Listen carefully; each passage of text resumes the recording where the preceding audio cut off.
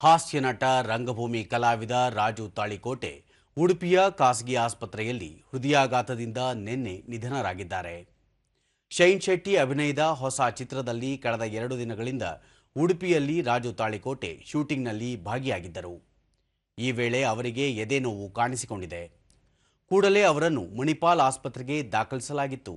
ಆದರೆ ಚಿಕಿತ್ಸೆ ಫಲಕಾರಿಯಾಗದೆ ಅವರು ಕೊನೆಯುಸಿರೆಳೆದಿದ್ದಾರೆ. ವೃತ್ತಿ ರಂಗಭೂಮಿ ಕಲಾವಿದರಾಗಿದ್ದ ರಾಜು ತಾಳಿಕೋಟೆ ನಿರ್ದೇಶಕ ಆನಂದ್ ಪಿ ರಾಜು ಅವರ ಹೆಂಡ್ತಿ ಅಂದ್ರೆ ಹೆಂಡ್ತಿ ಚಿತ್ರದಲ್ಲಿ ಅಭಿನಯಿಸುವ ಮೂಲಕ ಚಿತ್ರರಂಗದ ತಮ್ಮ ಪಯಣ ಆರಂಭಿಸಿದ್ದರು.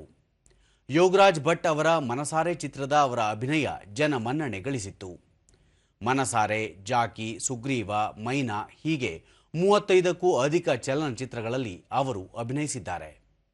ರಾಜು ತಾಳಿಕೋಟೆ ವಿಜಯಪುರ ಜಿಲ್ಲೆಯ ಸಿಂದಗಿ ತಾಲೂಕಿನ ಚಿಕ್ಕ ಸಿಂದಗಿ ಗ್ರಾಮದವರು. ತಾಳಿಕೋಟೆ ಗ್ರಾಮದಲ್ಲಿ ದ್ರಾಕ್ಷಿ ಕೃಷಿಯಲ್ಲಿ ತೊಡಗಿದ್ದ ಅವರು ಧಾರವಾಡ ರಂಗಾಯಣ ನಿರ್ದೇಶಕರೂ ಆಗಿದ್ದರು.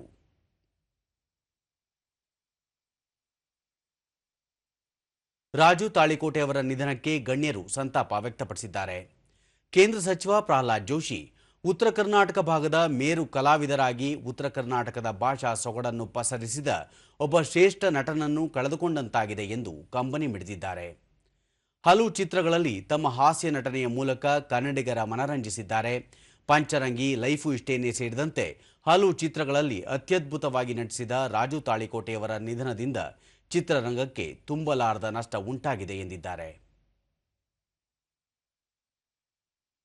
ಕೇಂದ್ರ ರೈಲ್ವೆ ಖಾತೆ ರಾಜ್ಯ ಸಚಿವ ವಿ ಸೋಮಣ್ಣ, ಕೇಂದ್ರ ಬೃಹತ್ ಕೈಗಾರಿಕಾ ಸಚಿವ ಎಚ್ ಡಿ ಕುಮಾರಸ್ವಾಮಿ, ಸಂಸದ ಬಸವರಾಜ ಬೊಮ್ಮಾಯಿ, ಉಪಮುಖ್ಯಮಂತ್ರಿ ಡಿಕೆ ಶಿವಕುಮಾರ್, ಕನ್ನಡ ಮತ್ತು ಸಂಸ್ಕೃತಿ ಸಚಿವ ಶಿವರಾಜ್ ತಂಗಡಗಿ ಸೇರಿದಂತೆ ಹಲವು ಗಣ್ಯರು ಸಂತಾಪ ಸೂಚಿಸಿದ್ದಾರೆ.